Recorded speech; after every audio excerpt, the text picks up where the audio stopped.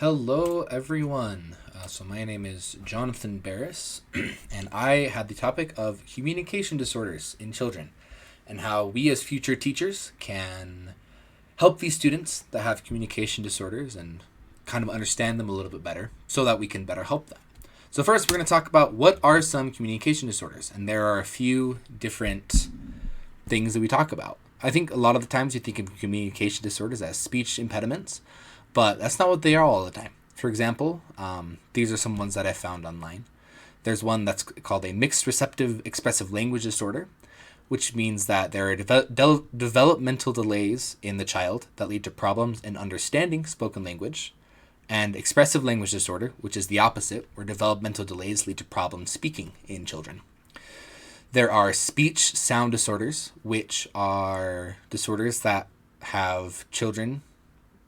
makes it difficult for children to express words past a certain age, where they might be learning really well and then they hit a certain age and it just becomes harder and harder for them to be able to speak and express their minds. Childhood onset fluency disorder. This is basically just stuttering, and this one doesn't necessarily go away once a child reaches a certain age. It can last throughout someone's entire life. And then there's social communication disorder, where you have trouble with verbal and nonverbal communication, and it's not caused by thinking problems. So this last one is probably the most interesting because it's not a developmental issue in the child. It just means that they have trouble understanding social cues, body language, and also just regular language. They don't understand what some people are saying to them. So these are a few of the different types of communication disorders that we see in children.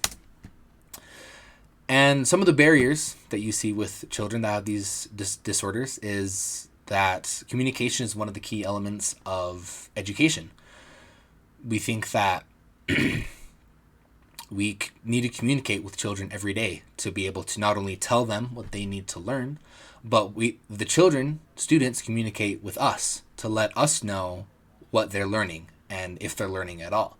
And if we can't communicate with them, then not only can they not learn, but they can't tell us if they're not learning. So that's something that's very, very important. And if a student is struggling, it can be hard to communicate with these students to know exactly what they need. So what are some of the ways that we can eliminate these barriers in these students' lives? Well, first off, we should be talking with the parents. The parents will usually know pretty well what their child is dealing with and how we can help. So make sure you're talking with and communicating with these parents so that they can help you understand what their child specifically needs. And then every school has a speech therapist, or most schools should have a speech therapist, and you can talk to this person to help you understand much like the parent, they can help you know how to best help these students with their communications. There could be different assignments that the student has that you as the teacher could learn about and help the student be able to complete in these classes.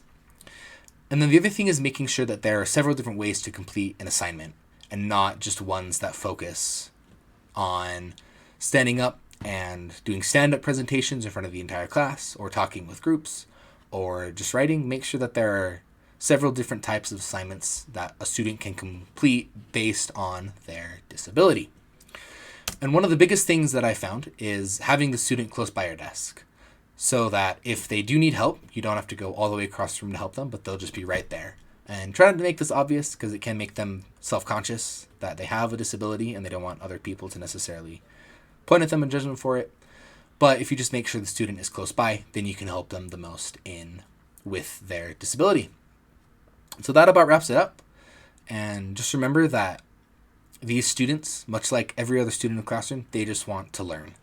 And even though it is more difficult for some of these students, we need to do our best as teachers to make sure that we are working for the students and not for ourselves, and that we don't just shuffle kids that we don't want to work with off to the next teacher or off to the speech therapist, but that we do our best as a teacher to help these students the best way that we can. And that's about it.